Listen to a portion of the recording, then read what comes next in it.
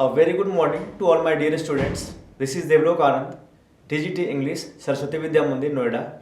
Today we will study class 10 chapter A Letter to God students. I have already taught you part 1 and part 2. Today we will see part number 3. So let us see what happened in part 3. The following Sunday, Lencho came a bit earlier than usual to ask if there was a letter for him. It was the postman himself who handed the letter to him, while the postmaster, experiencing the contentment of a man who has performed a good deed, looked on from his office. Very interesting, dear students. When next Sunday approached, Lencho came a bit earlier than usual and reached his post office, right? And when he reached there, it was the postman who was already ready for him as if he was waiting for Lencho. And when Lencho came, he handed over the letter from God to him. Actually, students, it was not a letter from God. It was the postmaster and his colleagues who had tried to manage 75 pesos anyhow for Lencho. I have already taught you how they managed it, right? So they had done a work of charity. They had also asked from their friends, and the postmaster himself also had donated part of his salary, right? In this way, the postmaster also was waiting how Lencho goes for all these things, right? Now means he wanted to see his contentment, how much he'd satisfied, right? So who has performed a good deed looked on from his office. He was also looking, the postmaster was also looking what Lencho is going to do and what is his reactions, right? Lencho showed not the slightest surprise on seeing the money, such was his confidence. But he became angry when he counted the money. Here it is, an irony, students. In spite of being happy, he became angry. Why he became angry? Because when he counted the notes, it was 25 pesos less. Right now, he was in an angry mood. He was in angry mood because he had asked from God for 100 pesos, but actually it was not. It was just 70 pesos, I think, right now. So 30 pesos were not there, according to Lencho. And he was not also surprised, even he was not surprised for a moment seeing the money. It shows his great confidence in God. This is called faith can move mountains. At the beginning of the lesson, I have told you, right? But could not have made a mistake. But he became angry when he counted the money. God could not have made a mistake, nor could he have denied Lencho what he had requested. Lencho hoped that God cannot make mistake in counting the money or sending him the money. He is angry because he thinks that it is the postmaster and his colleagues who had performed a kind of theft.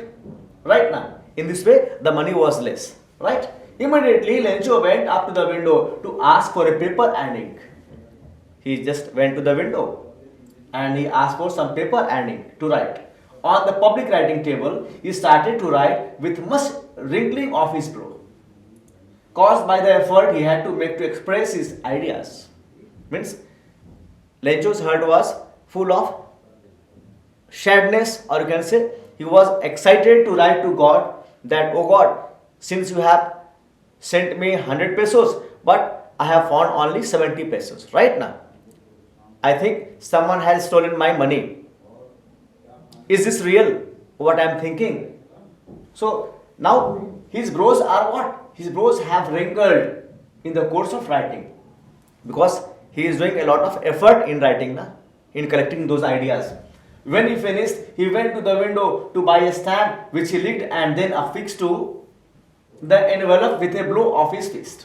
Right now, here is the picture. You can see Lencho here, and after writing the letter, he is now going to just give it to the postmaster. Right now, the envelope with a blow of his fist means he uses fist like this to paste the stamp. Okay, now the moment the letter fell into the mailbox, the postmaster went to open it.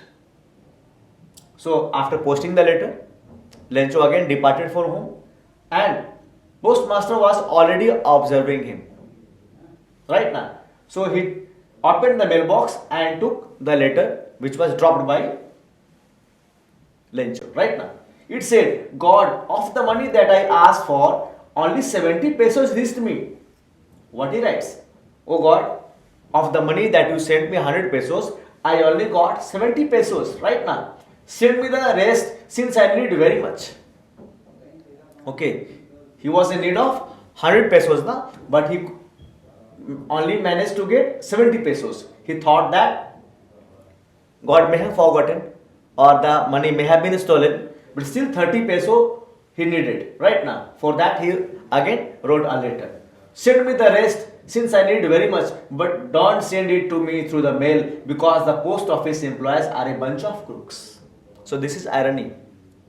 The post office employees are the helpers here. They have assisted Lencho by giving him 70 pesos. Right now, though Lencho believed that it was God who had sent him 70 pesos. Right now, students. But here, the post office employees have been considered as a bunch of crooks. They have been considered as thief who have stolen the money. So this is irony, dear students. Right now, in this way, students, this lovely story ends. No doubt, this is open-ended story. You can sense anything after this.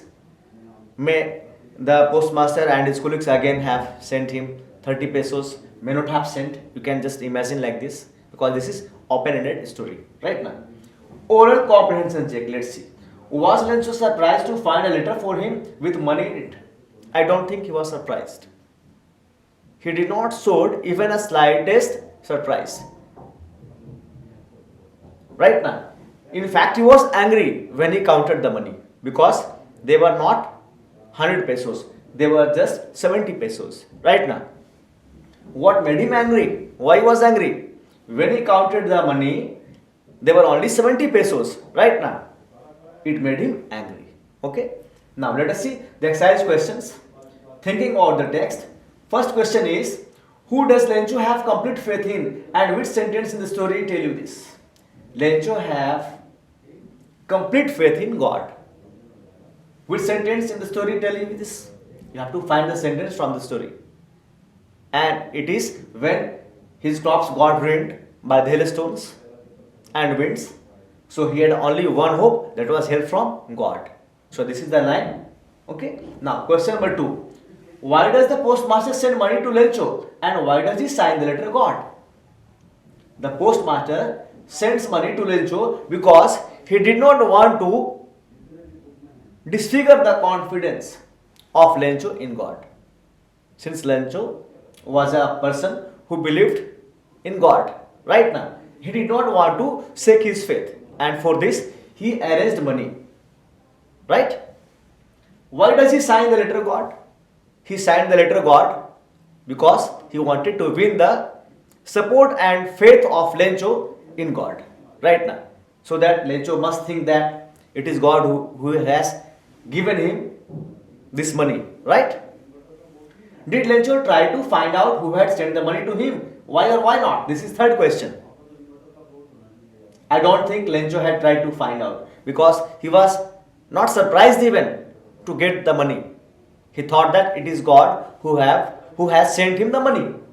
So there was no any chance of interrogation or finding out who had sent the money.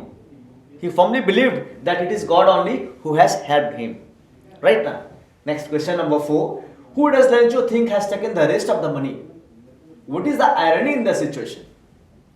Remember that irony of a situation is an unexpected aspect of it. An irony situation is strange or amusing because it is the opposite of what is expected. We have seen. It was the postman, it was the postmaster and his colleagues who have come for help, and Lencho believed that they have stolen his money and they were a bunch of crooks. So this is irony, na? Who does Lencho think has taken the rest of the money? According to Lencho, the postmaster and his employees have taken the rest of the money. Irony in this situation is that the postmaster and his friends are the helpers. They are the people who have sent Lencho the money, 70 pesos. But Lencho again thinking here that they are just a bunch of crooks. So this is the irony, students. In this way, students, I have tried my best to explain this chapter right now, and next thing in the next video. Thank you so much.